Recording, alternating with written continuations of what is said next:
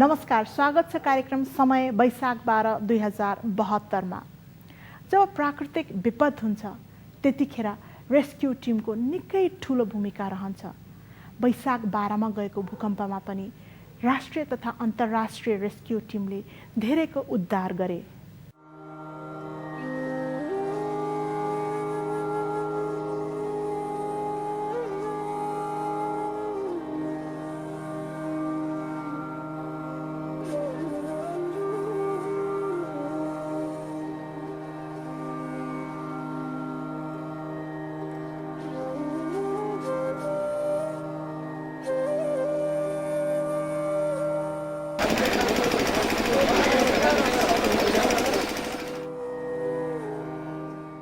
विपदको बेलामा जनधनको क्षति कम गर्न राम्रो विपद व्यवस्थापन हुनु अति आवश्यक छ।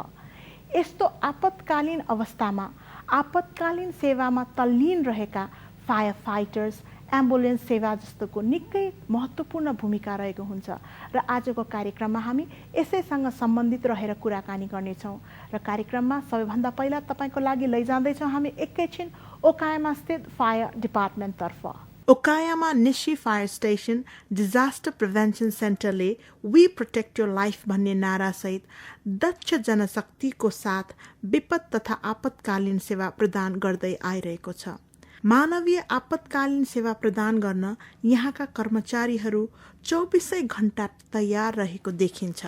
हुन त ओकायामा सहर जापानमा प्राकृतिक विपद कम हुने स्थानमा पर्दछ, तर पनि विपद भन्ने कुरा कुनै समय कहीँ पनि हुन सक्दछ। त्यसैले यस विषयमा जनचेतना जगाउन आवश्यक छ भन्ने मान्यता राखी यस फायर स्टेसनले जनचेतना जगाउने विभिन्न उपायहरू अपनाउँदै आएका छन्। आगलागी हुँदा कसरी आपतकालीन अवस्थामा फायर एक्सटिङ्ग्विसर प्रयोग गर्ने तरिका होस् या अरू विपदमा आफूलाई सुरक्षित राख्ने उपाय, उनीहरू पुस्तकीय ज्ञान मात्र होइन व्यावहारिक तालिम दिन पनि पछि परेका छैनन्। यो ओकायामा फायर डिपार्टमेन्टको कल सेन्टर हो, जहाँ विपदमा परेकाहरूले 119 डायल गरी सम्पर्क गर्दछन्। कल सेन्टर सुचारू रूपले सञ्चालन गर्न यहाँ 24 जना कर्मचारीहरू छन् र 3 शिफ्टमा काम गर्दछन्। यो कल सेन्टरमा दुर्घटनाको खबर आए लगतै यहाँबाट रेस्क्यु टोली दुर्घटना स्थलतर्फ प्रस्थान गर्दछ। हामी ओकायामा फायर डिपार्टमेन्टमा रहेको अवस्थामा यहाँ भएको रोड एक्सिडेन्टमा सेवा पुर्याउन गएका फायर फाइटरसित कुरा गर्ने अवसर पायौँ। आज भएको सडक दुर्घटनामा 119 मा फोन आएपछि आगो निभाउन जम्मा 18 मिनट लाग्यो।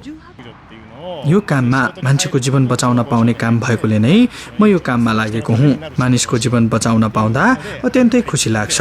त्यसैले पनि यो कामप्रति म गर्व गर्छु। तर यो काम सहज छैन, अत्यन्तै जोखिमको कार्य हो यो। हामी स्टाफ आफ्नै पनि सुरक्षाको कुरा आउँछ।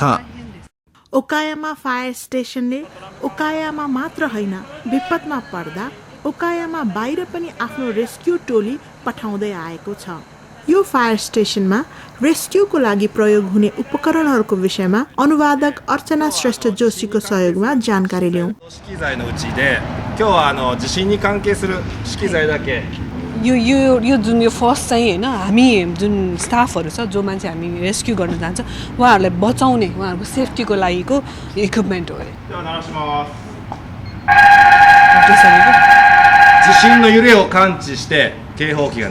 यहाँनिर चाहिँ कति बेला भूकम्प आउँछ भनेर तुरन्तै त्यो उसले त्यो वेभलाई चाहिँ क्याच गर्छ। क्याच गर्ने बित्तिकै उसले त्यो आवाज दिन्छ, साइरन दिन्छ र कति बेरपछि ठुलो भूकम्प आउँछ भनेर पनि उसले त्यहाँ देखाउँछ अरे कि। देखाएपछि हामी सबैजना त्यहाँबाट भाग्न सक्छौँ। त्यसलाई चाहिँ सेन्सरले क्याच गरेर उसले चाहिँ साइरन बजाइदिन्छ। अनि त्यहाँ देखाउँछ कति म्याग्निच्युडको भूकम्प आउँछ भनेर चाहिँ त्यहाँ देखाएको हुन्छ। यो मेसिन चाहिँ कार्बन डाइअक्साइड छ नि, कार्बन डाइअक्साइडलाई सर्च गर्ने मेसिनले के। जस्तै कोही मान्छे ठिचेछ होइन, त्यो भित्र ठिचिरहेछ भने त्यो छ कि छैन भने हेर्नलाई चाहिँ त्यो भित्र पठाउँछ अरे। अनि जो मान्छेले सास फेर्दाखेरि जुन कार्बन डाइअक्साइड आउँछ नि, कार्बन डाइअक्साइड भएपछि चाहिँ होइन त्यसले चाहिँ थाहा पाउँछ अरे। यसले चाहिँ अमोनिया के, जस्तै त्यो एमोनिया भन्छ नि, यो पसिनाबाट निस्किने, पिसाबबाट निस्किने जुन एमोनियालाई पनि यसले चाहिँ नि क्याच गर्छ अरे। अनि त्यसपछि त्यहाँ मान्छेभित्र छ भनेर चाहिँ थाहा हुन्छ। यहाँभित्र चाहिँ सिसिटिभी त्यो यहाँभित्र क्यामेरा र लाइट हुन्छ अरे कि अनि त्यसले गर्दाखेरि चाहिँ त्यहाँ मान्छे छ कि छैन भनेर त्यहाँभित्र थाहा हुन्छ अरे लाइट पनि छ अनि त्यहाँ यहाँनिर देखिरहेको हुन्छ अनि त्यसलाई चाहिँ यसरी त्यहाँभित्र गयो भित्र लगेर त्यो क्यामेरा त्यो छेउको त्यो टुप्पो हेर्नु त टुप्पो त्यसरी हल्लाइरहेको छ यसरी हल्लाइरहेको छ है अनि त्यहाँभित्र त्यो आफू जान नसक्ने भित्रभित्र ठिचिएको ठाउँमा मान्छे छ कि छैन पहिला चेक गर्यो उसको त्यो कार्बन डाइअक्साइड र उसको त्यो एमोनियाले चाहिँ थाहा हुन्छ जति साँगुरो भयो त्यति छिटो त्यो मान्छे त्यहाँ छ भने थाहा हुन्छ त्यो मान्छे चाहिँ एकदम सानो ठाउँमा थिचेर बसिरहेछ भने यो भित्र पठाउने बित्तिकै यो मान्छे त्यहाँ छ भने किनभने त्यो मान्छेकै लास त्यो मान्छेको शरीरसँगै पुग्छ नि त अनि थाहा हुन्छ अरे त्यो 1 2 3 छ नि त्यो सेन्सरहरू हो अरे क्या त्यसले चाहिँ भित्रको त्यो आवाजलाई होइन भित्रको त्यो भाइब्रेसनलाई चाहिँ क्याच गर्छ अरे त्यो सेन्सर हो त्यो जस्तै अब मान्छे भित्र ठिचिएछ अनि त्यो मान्छेले चाहिँ आवाज ढ्याङ ढ्याङ गरेर आवाज निकालिरहेछ भने चाहिँ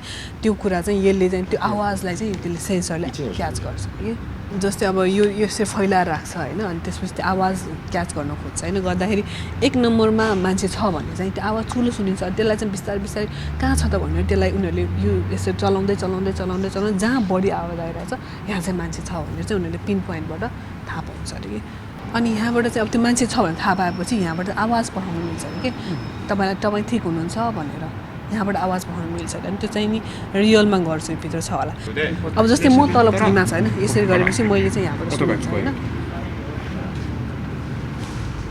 अहिलेसम्म चाहिँ यो तीनवटा एकदमै हाइली भएको चाहिँ सामानहरू देखाएछ अनि यो चाहिँ नि एकदम अलिकति अघि भन्यो नि त्यो फायर एक्सटिङ्ग्विसरमा भित्र पानी राखेको के पानी भएको रहेछ त्यो अनि यो चाहिँ नि मान्छे राख्यो है जस्तो इमर्जेन्सीको अवस्थामा जस्तो भूकम्प आएको छ भने चाहिँ हामीले यस्तो सिम्पल चिजहरूलाई पनि हामीले युज गर्न सक्छौँ चाहिँ बाँस भयो हामीसँग केही लट्ठीहरू छ बलियो अथवा घर भड्केको छ हाम्रो काठको घरहरू छ भने काठको डलिनहरू त्यस्तो युज गरेर हामी यसलाई चाहिँ यो बोक्ने होइन मान्छे बोक्ने हामीले बनाउन सक्छौँ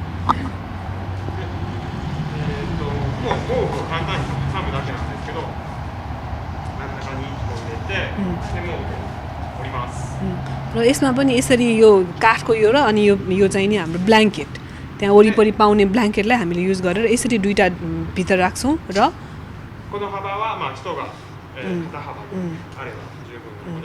अनि मान्छे अड्ने खालको मान्छे जति मान्छेलाई राख्न सकिने खालको स्पेस हामीले बनाएर यसरी हामीले सिम्पल्ली मान्छेलाई उठाउने बनाउने सामानहरू बनाउन सक्छौँ यस फायर डिपार्टमेन्टमा हामीले भूकम्प प्रतिरोधात्मक विभिन्न प्रकारका पिलरहरू पनि देख्न सक्छौँ प्रकृति चाहिँ कति 3-4 थरीको हुन्छ त्यो सबै होइन जस्तै त्यहाँनिर त्यो डन्डी राखेको उतातिर रबर राखेको उतातिर पाइप राखेको त्यसले गर्दाखेरि चाहिँ सबै त्यो इनर्जी चाहिँ उनीहरू भित्र जान्छ कि यस्तो यस फायर डिपार्टमेन्टलाई हेर्दा अनुभूति हुन्छ जापानिजहरू विपदलाई चुनौतीको रूपमा लिए त्यससँग सामना गर्दै विकासको रफ्तारलाई अघि बढाएका छन् र जीवन बचाउने काममा सधैँ तत्पर रहेका छन्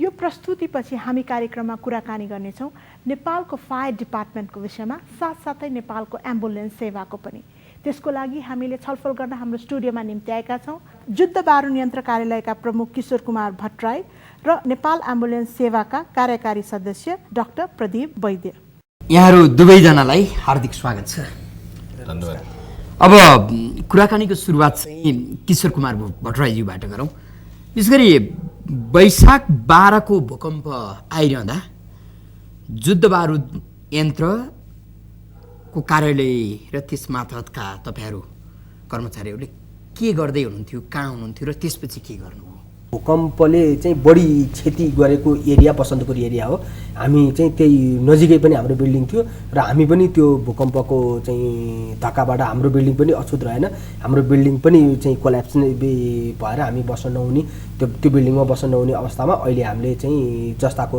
टहरा बनाएर हामी बसिरहेछौँ त्यतिखेर हामी त्यही साइडमा थियौँ र म चाहिँ त्यो भूकम्पको जुन त्यो कम्पन थियो कम्पन रोकिसक्दा म तल ग्राउन्डमा आएँ ग्राउन्डमा आएर हेर्दा सबैतिर चाहिँ घरहरू भत्किरहेको थियो त्यसपछि म जुद्ध शालिगमा गएँ र त्यहाँबाट मैले पछाडि फर्केर चाहिँ हेरेँ बसन्तपुर एरिया दरबार गद्दी बैठक सबै चाहिँ कोल्याप्स भइसकेको थियो त्यहाँबाट म कुद्दै चाहिँ त्यो साइडमा चाहिँ पुगेँ र त्यहाँ तपाईँ एक्लै पुग्नुभयो कि तपाईँको टिमका साथ उपकरण लिएर पुग्नुभयो? हामीसँग सर्च एन्ड रेस्क्युको चाहिँ एक्सपर्टिज पनि छैन, हामीलाई चाहिँ त्यो खालको ट्रेनिङ पनि छैन र त्यसले गर्दाखेरि चाहिँ मैले चाहिँ त्यतिखेर मलाई चाहिँ के फिल भयो भने यदि हामीसँग सर्च एन्ड रेस्क्युको एक्सपर्टिज थियो, सर्च एन्ड रेस्क्युको इक्विपमेन्ट थियो भने त्यतिखेर हामीले केही गर्न सक्थ्यौँ, किनभने हामीसँग त्यहाँ 25-30 जना चाहिँ फायर फाइटर हामी चाहिँ थियौँ र त्यो मान्छेलाई हामीले त्यसमा चाहिँ सर्च एन्ड रेस्क्युमा चाहिँ उपयोग गर्न सक्थ्यौँ। त्यतिखेर सर्च एन्ड रेस्क्यु सामान्य चाहिँ बचावटका उपाय गर्ने बाहेक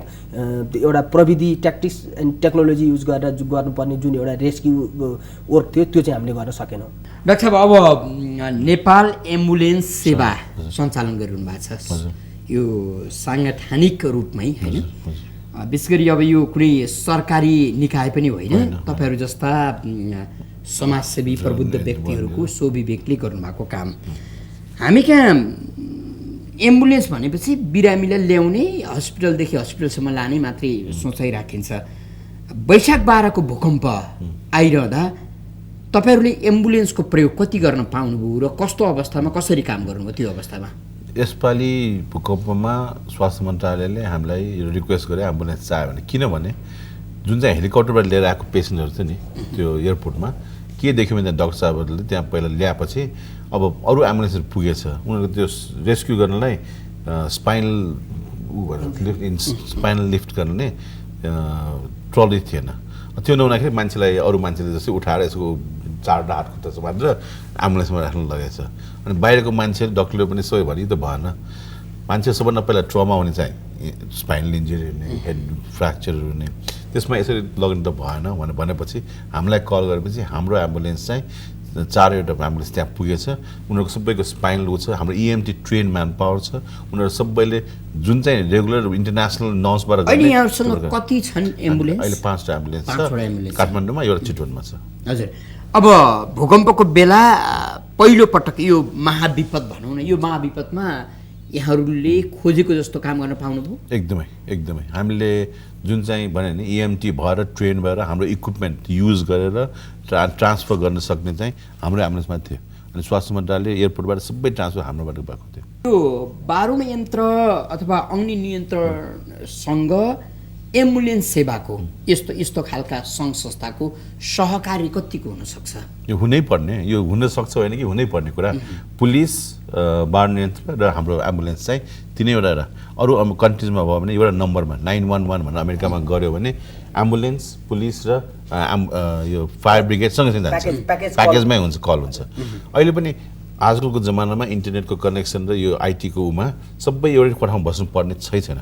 उहाँ न्युरो नै बस्नुहुन्छ, हामी हाम्रै ठाउँमा बस्छु, पुलिस बस्छ। कसैले 100 कल गर्यो भने तिनै कहाँ हुन्छ।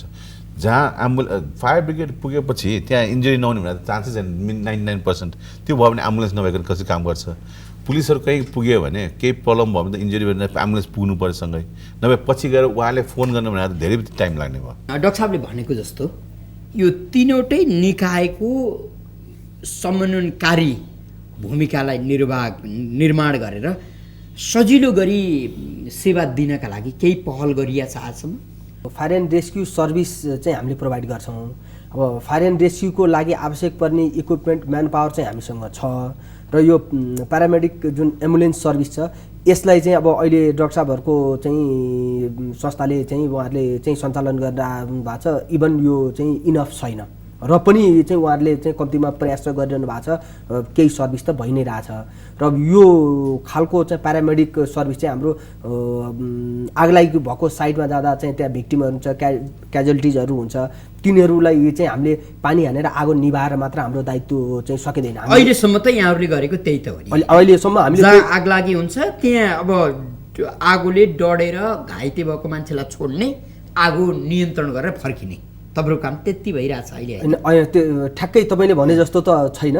त्यसमा चाहिँ हामीले आगो चाहिँ नियन्त्रण गर्ने, आगोको कारणले घाइते भएकाहरूलाई एम्बुलेन्स बोलाएर चाहिँ हस्पिटल ट्रान्सफर गर्ने, भिक्टिमहरू चाहिँ कोही छ त्यसमा चाहिँ ट्र्यापमा परेको छ भने त्यो ट्र्यापमा परेकोलाई चाहिँ हाइराइज चाहिँ ल्याडरहरू चाहिँ युज गराएर एरियल ल्याडरको मार्फतबाट चाहिँ अब घरमा चाहिँ तल्लो फ्लोरमा आग लागिरहेको छ, माथि मान्छे ट्र्यापमा परिरहेको छ, निक्लिन सकिरहेको छैन, सफोकेसन भएर चाहिँ त्यो स्मोकमा फसिरहेको छ भने उनीहरूलाई चाहिँ हाम्रो ब्रिदिङ अपरेटस सेटहरू लगाएर भित्र छिरेर गएर चाहिँ रेस्क्यु गर्ने काम हामी गर्छौँ। अब डक्टर साहबहरूकोमा चाहिँ त्यो EMT ट्रेनिङ गरेको चाहिँ नर्स हुन्छ, अनि त्यहाँभित्र चाहिँ अब मिनी हस्पिटल नै हुन्छ, ड्रिप लगाउने गर्ने सबै किसिमको चाहिँ सुविधा छ। त्यो चाहिँ अलिकति एडभान्स किसिमको छ।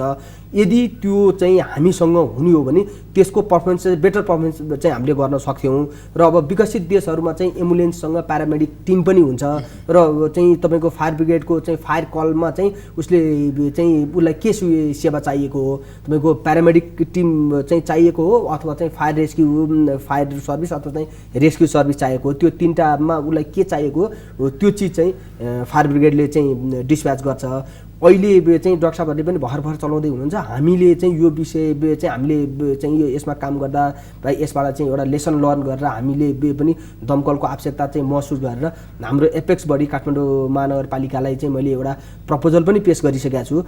त्यसमा चाहिँ हामीले चाहिँ प्यारामेडिक टिम सहितको चाहिँ एम्बुलेन्स हामीले सञ्चालन गर्ने र अहिले तत्कालै चाहिँ हामीले सञ्चालन गर्दाखेरि चाहिँ अब हुन त यो चाहिँ आपतकालीन मानवीय सेवा हो, राज्यले यसलाई चाहिँ फ्री अफ कस्टमा सक्नु पर्थ्यो, तर हामी कहाँ चाहिँ त्यो चाहिँ अब दमकल सेवा हामीले फ्री अफ कस्टमै दिइरहेछौँ। तर यो प्यारामेडिकलाई चाहिँ हामीले जसको घरमा आग लागि हुन्छ आग लागिमा चाहिँ हामी फ्री अफ कस्टमै चाहिँ मोबिलाइज गर्छौँ। अब अलिकति विशेष गरी सरकारी कार्यालयहरूलाई कस्तो अप्ठ्यारो छ भने कानुनले काम गर्न अत्यन्तै साँघुरो बनाइदिएको, तपाईँहरूसँग भएको दक्षता तपाईँहरूको अब अग्नि नियन्त्रण भएर अग्नि नियन्त्रणलाई मात्रै काम लाग्ने, अरूलाई तपाईँले गर्न नहुने, यस्तो पनि सरकारी कार्यालयको हकमा यो तपाईँहरूलाई अप्ठ्यारो छ कि छैन?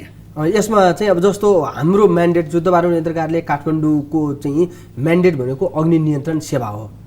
अब यसलाई चाहिँ हामीले अझ प्लस गरेर रेस्क्यु सर्भिस पनि दिइरहेछौँ। काठमाडौँले चाहिँ रेस्क्यु सर्भिस पनि हामीसँग इक्विपमेन्ट पनि छ, त्यो खालको म्यान पावर पनि छ, विदेशीहरूले ट्रेनिङ दिइरहेछ, हामीले आफ्नो प्रयासमा चाहिँ ट्रेनिङ लिइरहेछौँ।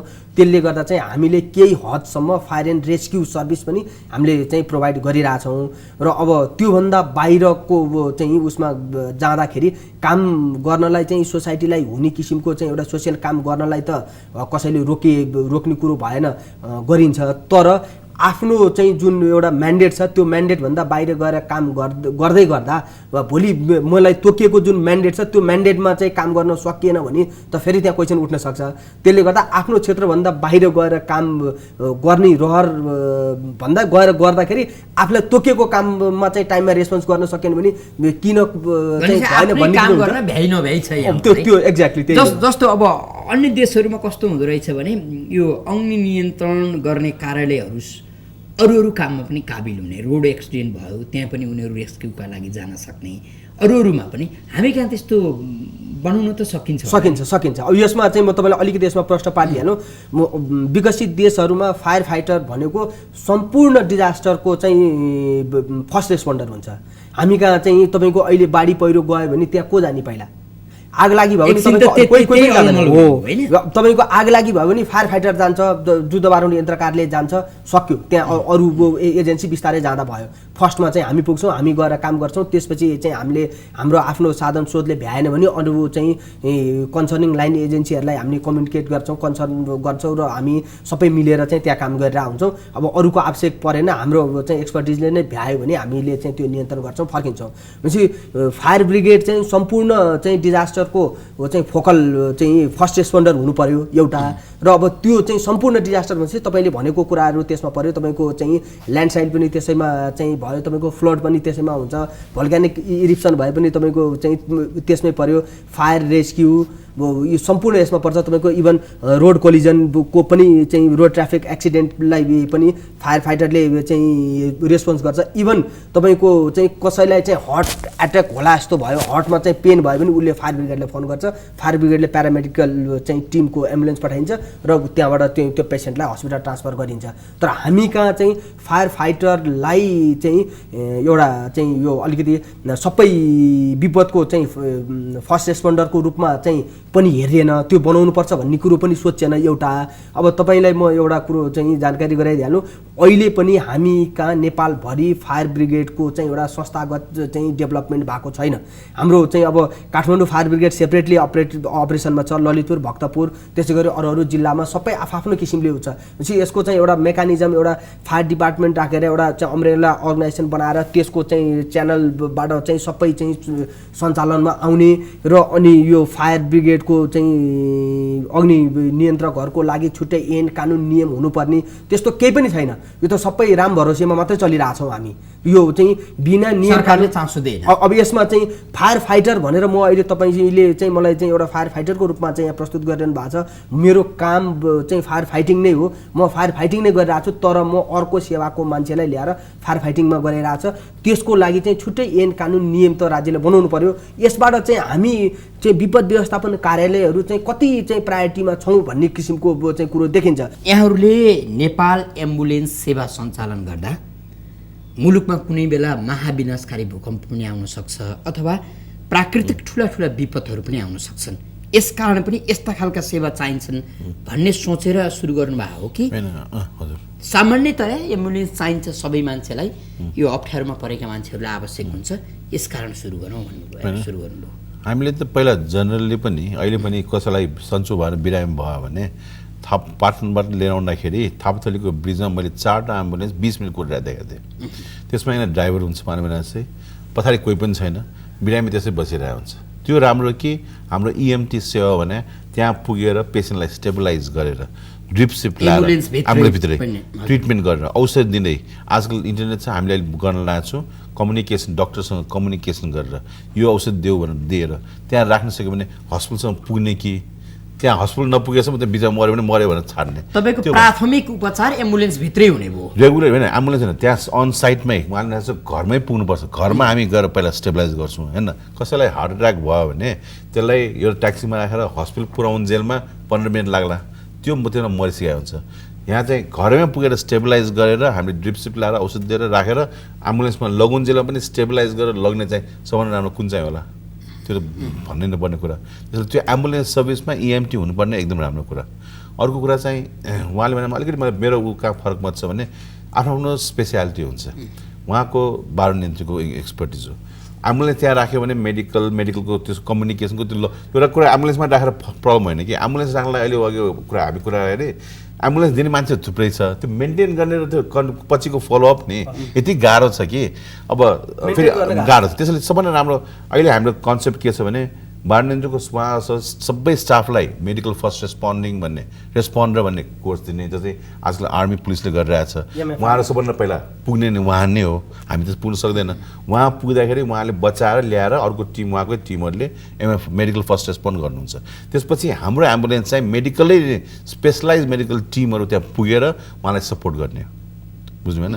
हामी त्यहाँभित्र अनसाइडमा उहाँहरू जस्तो एक्सपर्ट हुँदैन, हामीभित्र जान सक्ने उहाँहरू पुग्नुहुन्छ। त्यसपछि उहाँले लिएर आएर बाहिर राखेपछि हाम्रो एम्बुलेन्सको एक्सपर्टहरू गएर लिएर आउँछ। त्यो चाहिँ त्यसपछि चाहिँ कुनै पनि भूकम्प होस्, डिजास्टर होस् या रेगुलर हाम्रो लाइफमा एकजना डेलिभरी हुँदाखेरि पनि अहिले हाम्रो एम्बुलेन्समा कतिवटा 25-50 जति डेलिभरी भइसकेको छ। यो सबै गर्नलाई बाटोमा डेलिभरी हुँदाखेरि डक्टर त्यहाँ स्टाफ भएन भने कसरी गर्छ?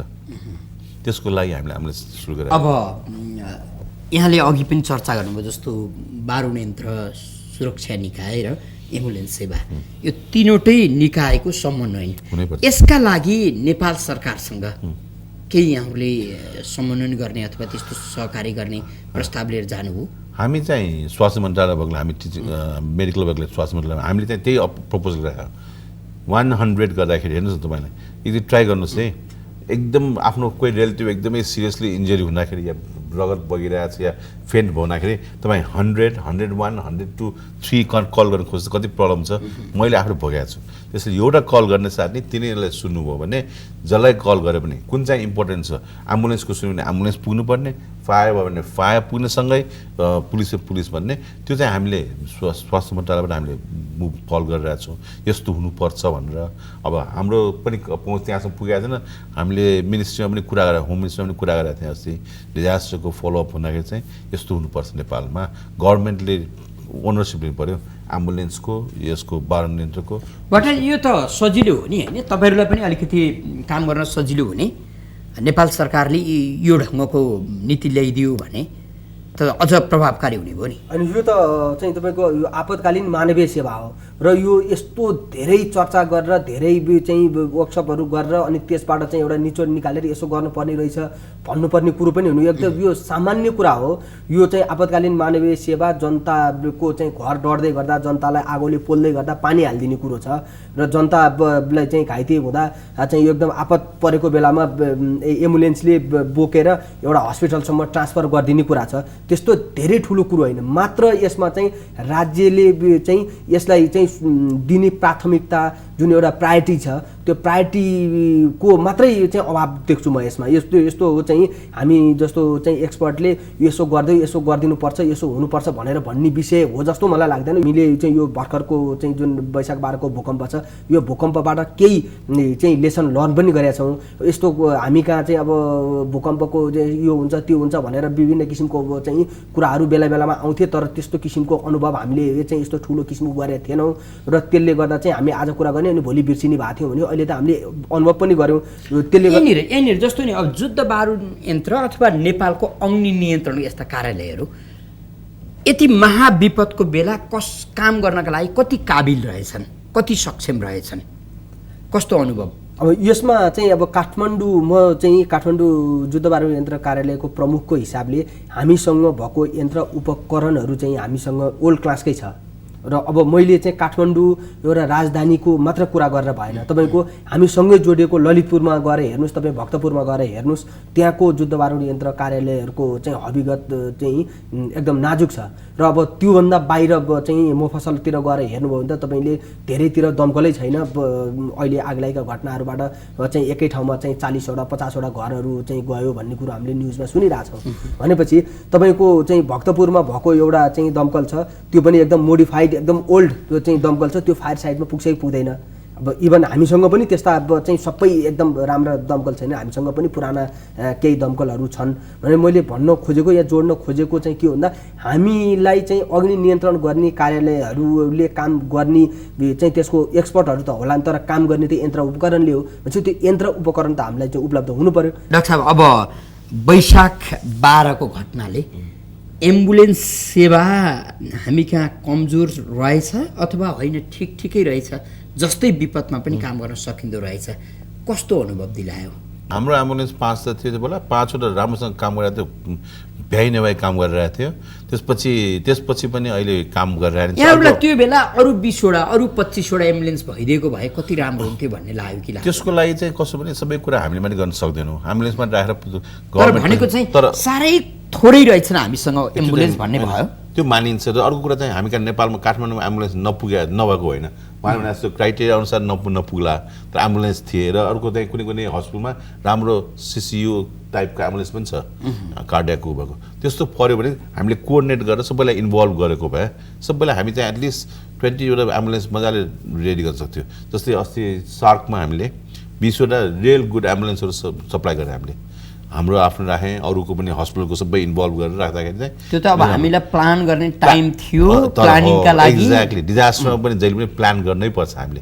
अघि सरले भने जस्तै अहिले हाम्रो डिजास्टर ठुलो भूकम्प आउँछ, यसको लागि कसरी प्लान गर्ने, कोअर्डिनेसन कसरी गर्ने, आज प्लानिङ गर्ने के मतलब भयो? उहाँले भने आज भोलि बिर्सिने भए किन गर्नु पऱ्यो, यो प्लानिङै हुनुपर्छ भन्ने। अनि यो कुरा उहाँले जुन भन्नुभयो अहिले कुरा चाहिँ वर्ल्डमा यतिका मान्छेहरू बाहिर पुगेर आएको छ, त्यहाँ गऱ्यो भने 911 कल गऱ्यो भने आफ्नो घरमा सबै आउँछ भने थाहा छ।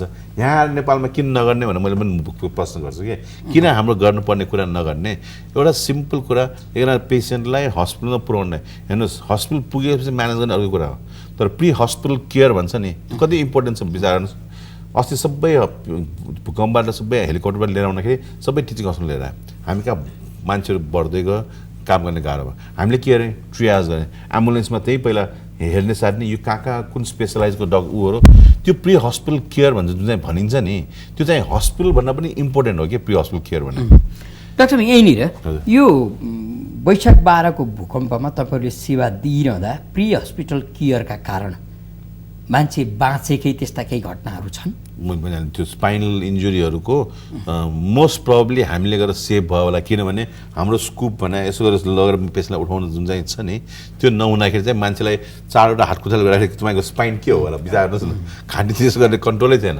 हामी कहाँ तुरन्त कलर लगाएर एक्सपर्टहरूले त्यो उठाउने तरिका मात्रै मिलाउँदाखेरि चाहिँ 99% स्पाइन इन्जुरी कम भयो होला, ग्यारेन्टी त्यस्तो।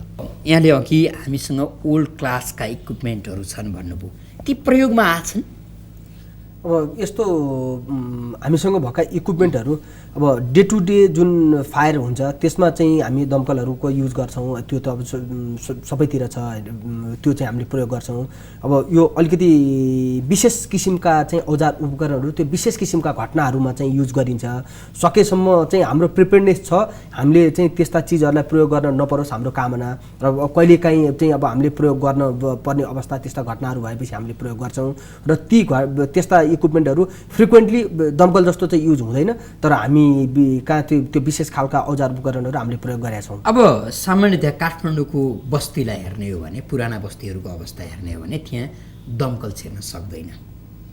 अब हामी अहिले भूकम्प न्यूनीकरण र भूकम्पबाट क्षतिलाई कम गर्ने यो संवाद गरिरहँदा फेरि पनि आगलागीकै कुरा गर्ने हो भने पनि ती गल्लीहरूमा दमकल कसरी पुग्छ? अब काठमाडौँमा चाहिँ अब हाम्रो लागि चाहिँ एउटा थ्रेट, एउटा चुनौती नै यही छ। तपाईँको चाहिँ अहिले बिल्डअप एरियामा पनि यो खालको चाहिँ समस्या देखिन थालेको छ। मान्छे अहिले पनि बाटोको लागि चाहिँ छोड्नलाई चाहिँ तयार छैन। तपाईँको बाटोमा जग्गा पर्ने मान्छे 50 जना हुन्छ र त्यो बाटो प्रयोग गर्ने चाहिँ 2 लाख हुन्छ, र त्यो 50 जना र त्यो 2 लाखको बिचमा चाहिँ अहिले पनि चाहिँ टसल छ। मलाई चाहिँ बेला बेलामा फोन आउँछ र चाहिँ उहाँहरू चाहिँ बाटो छोड्ने मान्छे चाहिँ छोड्न तयार छैन, अनि उपभोक्ता चाहिँ कम्तीमा दमकल छिर्ने बाटो त चाहियो नि हामीलाई भन्छन्। दमकल भनेको सबैलाई थाहा छ आपतकालीन मानवीय सेवाको हो, त्यो भइसकेपछि त्यो जग्गा जसले बाटो दिन्न भन्छ ऊ पनि दमकल आउनलाई चाहिँ दिन चाहन्छ। अनि त्यो उपभोक्ताले चाहिँ 10 दमकल छिर्ने बाटो चाहिँ देऊ भनेपछि अनि दमकल छिर्ने बाटो कति हो त त्यो चाहिँ भन, अनि त्यसपछि म छोड्छु भन्ने हुन्छ। अनि मलाई फोन आउँछ, उहाँहरूलाई पनि थाहा हुँदैन दमकल तपाईँको कति फिटको बाटोमा छिर्छ भनिदिनु पऱ्यो, तपाईँले भन्यो भने कम्तीमा चाहिँ हाम्रो यहाँ बाटो बन्छ भनेर। अनि त्यसपछि मैले तपाईँकोमा कम्तीमा दमकलै मात्र छिराउनुहुन्छ भने 12 फिटभन्दा कमकोमा हाम्रो दमकल छिर्दैन। 12 फिटबाट चाहिँ अब त्यो त्यतिखेर तपाईँले सबै चिज रोकेर हाम्रो मात्र छिराउनु भयो भने 12 फिटको बाटोमा हाम्रो दमकल छिर्छ भनेर मैले चाहिँ भन्ने गरेको छु। साँगु र गल्लीभित्रका बस्तीहरूमा केही त्यस्ता प्राकृतिक विपद आइलागे भने तपाईँहरूको सेवा अहिले जान सक्दैन? अब साँगुरा गल्लीहरूमा त चाहिँ अब त्यो एकदम प्रष्ट छ, हामी चाहिँ रोड एक्सेस नभएको ठाउँमा त दमकल जान सक्दैन। यो समस्यालाई समाधान गर्नलाई हामीले 2 साल अगाडि जुद्ध बारुणी यन्त्र कार्यालयकै प्रयास पहलमा मेरो आफ्नो चाहिँ डिजाइन र कन्सेप्टमा मैले चाहिँ फायर बाइक चाहिँ बनाएको छु, जुन प्राइभेट सेक्टरसँगको चाहिँ सहकार्यमा अहिले हामीले 10वटा फायर बाइक चाहिँ काठमाडौँमा चाहिँ परिचालनमा छ। 10वटा फायर बाइक राखेका छौँ, एउटा ललितपुर र भक्तपुरलाई पनि हामीले दिएका छौँ, बाँकी 8वटा काठमाडौँमा चाहिँ सञ्चालनमा छ। त्यो फायर बाइक चाहिँ तपाईँको फायर फर्स्ट एडको रूपमा चाहिँ फर्स्ट इन्टरभेन्सनको रूपमा चाहिँ हामीले चाहिँ फायर बाइकलाई चाहिँ त्यस्तो तपाईँले भनेको जस्तो गल्लीहरूमा त दमकलको चाहिँ यो दमकल स्थापना हुनुभन्दा अगाडिदेखिको जुन हाम्रो सिटी कोड छ त्यहाँ त दमकल जान सक्दैन भनेपछि त्यस्तो ठाउँमा चाहिँ हामीले यो फेरि फायरमा चाहिँ तपाईँको चाहिँ सेकेन्ड काउन्ट हुन्छ। यो जति टाइम चाहिँ घट्किँदै जान्छ बित्दै जान्छ त्यसपछि त्यो फायर बढ्दै जान्छ। हामीले चाहिँ इनिसियल फेजमा सुरुवाती आगोमा चाहिँ हाम्रो चाहिँ त्यहाँ पहुँच पुग्यो भने आगो चाहिँ सुरुवाती अवस्थामा हामीले थोरै चाहिँ ड्यामेजमा चाहिँ त्यसलाई चाहिँ नियन्त्रण गर्न सक्छौँ र त्यो खालको चाहिँ मिटिगेसनको लागि ड्यामेज मिटिगेसन त्यो खालको चाहिँ फायर सप्रेसन गर्नको लागि चाहिँ हामीले फायर बाइक चाहिँ डिजाइन गरेका छौँ। सामान्यतया अब यहाँहरूको यो स्तुत्य प्रयास नेपाल एम्बुलेन्स सेवा हामी अब काठमाडौँलाई लक्षित गरेर यो सेवा दिइराखेका छौँ होइन, सहर अहिले होइन, हाम्रो चाहिँ फर्स्ट फेज हो काठमाडौँ। हाम्रो नेपाल उहाँले भने यो अहिलेको लागि हामी काठमाडौँमा अहिले चितवनमा पनि पुगिसक्यो होइन। अब चितवनमा छ, विशेष गरी सहर बजारलाई बढी, तर फेरि पनि यस्ता खालका विपदहरू त गाउँघरमा नि पर्न सक्छन्। अब बाटोको समस्या पनि आउन सक्ला, तर पनि अब मुलुकभर नै यो ढङ्गको सेवा पुर्याउनका लागि के गर्नुपर्छ, के गरियो भने सम्भव होला?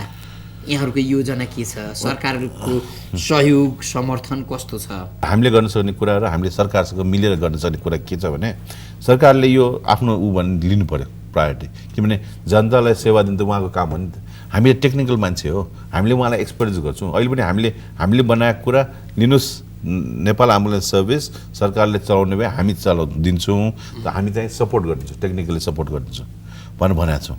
उहाँहरूले अनि फ्रीमा गर्ने भए फ्रीमा गर्ने। अहिले हामीले ट्याक्सीको बारेमा चाहिँ ट्याक्सीको भाडामै पैसा लिइरहेको छौँ। हाम्रो न सस्टेनेबिलिटी छ, न हामीले पैसा कमाउन सकेको छ, त्यो पनि भएन। या फ्रीमै गरेको भए राम्रो हुन्थ्यो। र अर्को कुरा तपाईँले भनेको छ, अहिले हामी हरेक सहरमा पुग्ने विचार छौँ। अहिले नेक्स्ट टाइम पोखरामा प्लान गरिरहेको छौँ हामीले, चितवनमा पुगिसक्यो। अब चितवनमा अहिले कतिवटा एउटा हामीले सुरु गरिरहेको छौँ हामीले। अब नेक्स्टमा थप्दैछु, पोखरामा जान लागेको छु।